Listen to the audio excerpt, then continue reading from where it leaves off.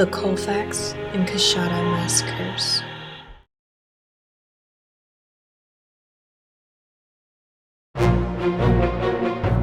The Coushatta Massacre of 1874 was the result of an attack by the White League. The White League is a paramilitary organization made up of white Southern Democrats.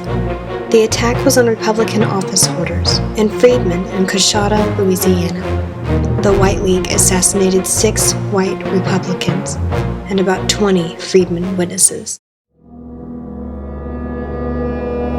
One night in August 1874, the White League turned out 6 white office holders and rounded up about 20 freedmen. They forced the office holders to sign a statement saying they would leave Louisiana immediately, but the White League assassinated the office holders before they could leave. The freedmen were killed because they were witnesses. 25 men were arrested for the massacre, but lack of evidence brought none to trial. Unlike the Ku Klux Klan, the White League was more organized and operated more openly. One of their main intentions was to overturn Republican rule. They targeted local Republican office holders for assassination, disrupted political organizing, and terrorized freedmen and their allies. The White League was made up of Confederate veterans. The group arose in the Red River Valley in 1874. The League stated their purpose was, quote, the extermination of the carpetbag element and the restoration of white supremacy.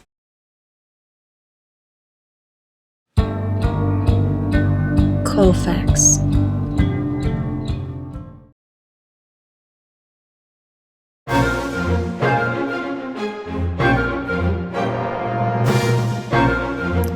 The Colfax Massacre, or Colfax Riot as some may call it, occurred on Easter Sunday, April 13, 1873, in Colfax, Louisiana. An armed militia, including members of the White League and Ku Klux Klan, attacked African American members of the local area who had sought safety at the Colfax courthouse. The fighting began soon after noon on April 13th. Nash, who was elected sheriff, led more than 300 armed white men to the courthouse. Nash ordered those in the courthouse to leave. When that failed, Nash gave the women and children camped outside the courthouse 30 minutes to leave. The shooting began after they left. The fighting raged on for several hours with few casualties. Nash managed to maneuver a cannon behind the building. This caused the defenders and people inside to panic. Later on, Nash's besiegers convinced an elderly black captive to sneak into the courthouse and set it ablaze. This scared the defenders into displaying 2 white flags. One was made from a shirt and the other from a page of a book. After the flags were raised, the shooting ceased. Nash's group called for the defenders to throw down their weapons and come outside after approaching them.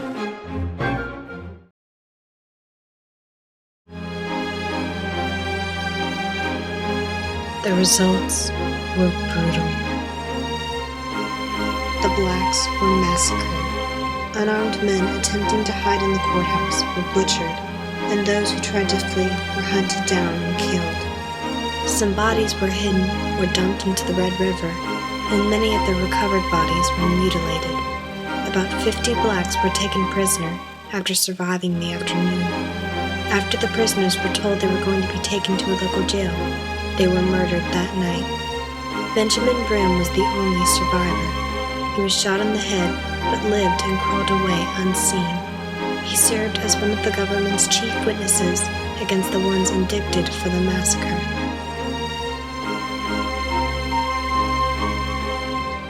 Federal troops calculated the death toll at 105, but an exact number will never be known because many bodies were dumped in the river or hidden. Many of the men responsible for the deaths hid or fled. Government forces spent weeks trying to find them, but in the end, only 9 men were arrested.